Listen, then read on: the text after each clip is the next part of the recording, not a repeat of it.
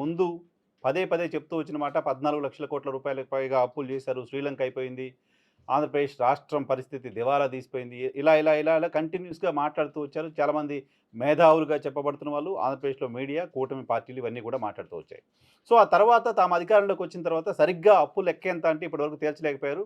అసెంబ్లీలో బడ్జెట్ ప్రవేశపెడుతున్న సందర్భంగా రాష్ట్ర ప్రభుత్వం చెప్పిన లెక్క 7 లక్షల కోట్లు దాటలేదు.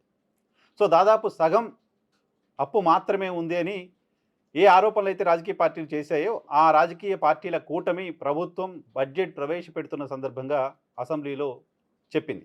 సో, ఇప్పుడు మళ్ళీ ఈ బడ్జెట్‌లో ఎంత అప్పు చూపిస్తారో చూడాలి. ఆ తర్వాత తక్కువ చూపిచ్చారు గదా! చంద్రబాబు నాయుడు గారు అని అడిగితే, అప్పులు ఎక్కడ తెచ్చారో తెలియట్లేదు. తవ్వుతున్నాం. అవన్నీ తవ్వి బయటికి తీయాలంటే టైం పట్టిద్ది అన్నారు. బట్ తవ్వారేమో ఈ బడ్జెట్ ప్రవేశపెడితే తెలుస్తుందది. సో, ఇప్పటి వరకు కూటమి అధికారంలోకి వచ్చిన తర్వాత ఈ 8 నెలల్లో, 9 నెలలోకి ఎంటర్ అయ్యారు. ఇప్పటి వరకు చేసిన అప్పు దాదాపు 1,00,00,000 దాటింది. 1,00,00,000 పైగా అప్పులు చేశారు. సో, 5 ఏళ్లలో ఇది 5,00,00,000 పైగానే ఉండొచ్చు. ఈ స్పీడ్ ఇలాగే కంటిన్యూ అవుతే, ఈ స్పీడ్ ఇంకాస్త పెరిగితే 7,00,000, 8,00,000 అవ్వచ్చు. సో, గత ప్రభుత్వం పైన ప్రధానంగా చెప్తూ వచ్చిన మాట అప్పులు చేసి పప్పు బెల్లాల్లాగా పనిచేస్తున్నారు. రాష్ట్ర సంపదని తాకట్టు పెట్టి అప్పులు తీసుకొచ్చి పేదవాళ్ళ అకౌంట్‌లో డబ్బులేసేస్తున్నారు. ఇది ఏం పరిపాలన? ఒక అటెండర్ కూడా నొక్కుతాడు కదా బటను. ఓ ముసలమ్మ కూడా నొక్కుతుంది కదా బటను. సో, ఇట్లా బటన్ నొక్కడం అనేది ప్రభుత్వం బాధ్యత. కేవలం పంచిపెట్టేస్తే సరిపోతుందా అంటూ మాట్లాడుతూ వచ్చారు. సో, నిజమే పంచిపెట్టడం కాదు, మరి మీరేం చేస్తారంటే మేము పంచిపెట్టడంతో పాటు అభివృద్ధి కూడా చేస్తాం, సంపదని సృష్టిస్తామని చెప్పారు. పంచిపెట్టడంతో పాటు అభివృద్ధి చేస్తామంటే డబ్బులు ఎక్కడి నుంచి వస్తాయంటే మేము సంపదను సృష్టిస్తామని చెప్పారు. సో, ఇప్పుడు పంచిపెట్టడం ఆగిపోయింది. సంపద సృష్టించడం కనపడట్లేదు. అభివృద్ధి సంగతి ఏంటో ఆంధ్రప్రదేశ్ రాష్ట్ర ప్రజలు మాట్లాడుకుంటున్నారు. ఆంధ్రప్రదేశ్‌లో ప్రజాశక్తి అనే ఒక దినపత్రిక. సో, ఆంధ్రప్రదేశ్‌లో పార్టీలకు సంబంధించిన పత్రికలుగానే మారిపోయాయన్నీ కాబట్టి నేను జస్ట్ ప్రజాశక్తిని కోట్ చేస్తున్నా మీకిక్కడ. ప్రజాశక్తి అనే ఒక దినపత్రిక 2 రోజుల క్రితం ఒక వార్త రాసింది. ఆ ప్రజాశక్తి దినపత్రిక రాసిన వార్త ప్రకారం అంటే మనం చెప్తే ఏదో ఒక ముద్రేసి, ఏదో ఒక కలరేసి, ఏదో ఒక విమర్శ చేసి దాన్ని లైట్ చేసుకుంటారు కాబట్టి నేను ప్రజాశక్తి కోట్ చేసిన వార్తను మీ దృష్టికి తీసుకొస్తున్నాను.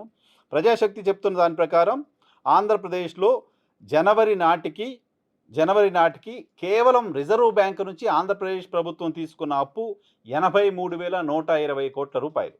కేవలం రిజర్వ్ బ్యాంక్ నుంచి తీసుకున్న అప్పు చంద్రబాబు నాయుడు గారు ముఖ్యమంత్రి 4వసారి ముఖ్యమంత్రి అయిన తర్వాత కేవలం రిజర్వ్ బ్యాంక్ నుంచి తీసుకున్న అప్పు 83,120 కోట్ల రూపాయలు. ఇది కాకుండా వరల్డ్ బ్యాంక్ నుంచి, హడ్కో నుంచి, కార్పొరేషన్ల నుంచి తీసుకున్న అప్పులు వీటికి అదనం. కేవలం అమరావతి పేరు మీదనే దాదాపు 50,000 కోట్ల రూపాయలు అప్పులు చేసేందుకు ప్రభుత్వం సిద్ధమైంది. హడ్కో అలాగే రిజర్వ్ బ్యాంక్ నుంచి దాదాపు 28,000 కోట్ల రూపాయలు అప్పులు సేకరణకు సంబంధించిన అనుమతులు పొందింది. ఇవి కాకుండా కార్పొరేషన్ల ద్వారా కూడా అప్పులు తీసుకొచ్చే ప్రయత్నం ప్రభుత్వం చేస్తోంది. ఇవి కాకుండా ఇంకా రకరకాల మార్గాల్లో అప్పులు ఎలా తీసుకురావాలనే దానిపైన కసరత్తు చేస్తోంది.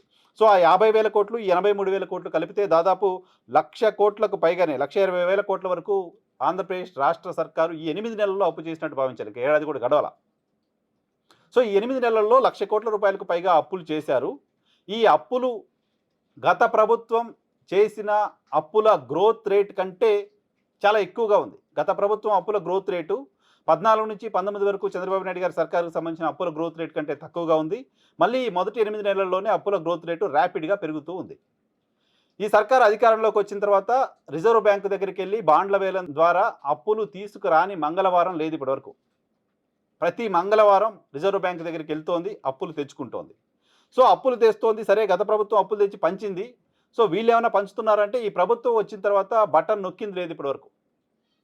పెన్షన్లు ఇంటికెళ్ళి ఇస్తున్నారు.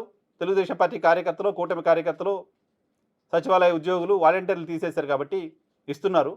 అది మినహా ఈ కూటమి సర్కారు వచ్చిన తర్వాత నొక్కిన బటన్ లేదు. ఒక్క బటన్ కూడా నొక్కకుండా 1,00,000 కోట్ల రూపాయలని 8 నెలల్లోనే మీరు అప్పులు చేశారంటే ఏమైపోతున్నాయి ఈ డబ్బులు మరి? తీసుకొస్తున్న అప్పులేమో గత ప్రభుత్వం చేసిన అప్పుల కంటే ఎక్కువగా కనపడుతున్నాయి. నొక్కుతున్న బటన్లేమో ఒక్కటి కూడా కనపడట్లేదు.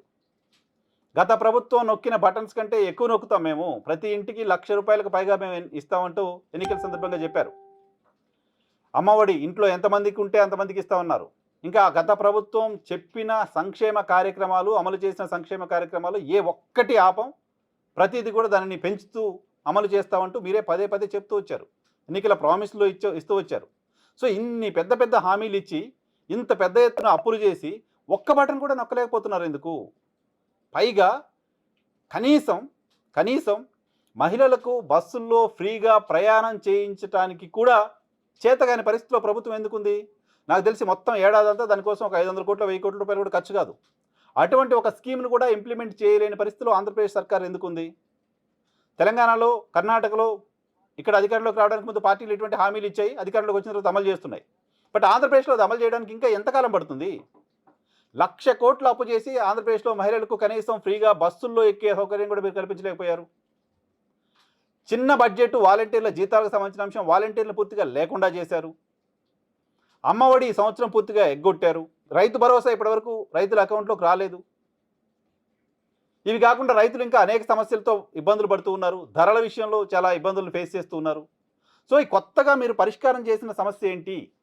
ఈ 1,00,000 కోట్ల రూపాయలు ఎక్కడ పెట్టారు? ఈ 1,00,000 కోట్ల రూపాయలు దేనికి ఖర్చు పెట్టారు? విజిబుల్ డెవలప్మెంట్ ఏమైనా పోనీ డెవలప్మెంట్ పైన పెట్టారంటే విజిబుల్ డెవలప్మెంట్ ఏమైనా కనపడుతుందా? ఏడాది కాలంలో విజిబుల్ డెవలప్మెంట్ ఏంటి? మేము వచ్చిన తర్వాత ఈ డెవలప్మెంట్ చేశామని ప్రభుత్వం ఏం చెప్పగలుగుతుంది? అన్నా క్యాంటీన్లు పెట్టాం, ల్యాండ్ టైటిలింగ్ యాక్ట్ రద్దు చేశాం, వాలంటీర్లను ఎత్తేసాం, అమరావతికి టెండర్లు పిలిచాం.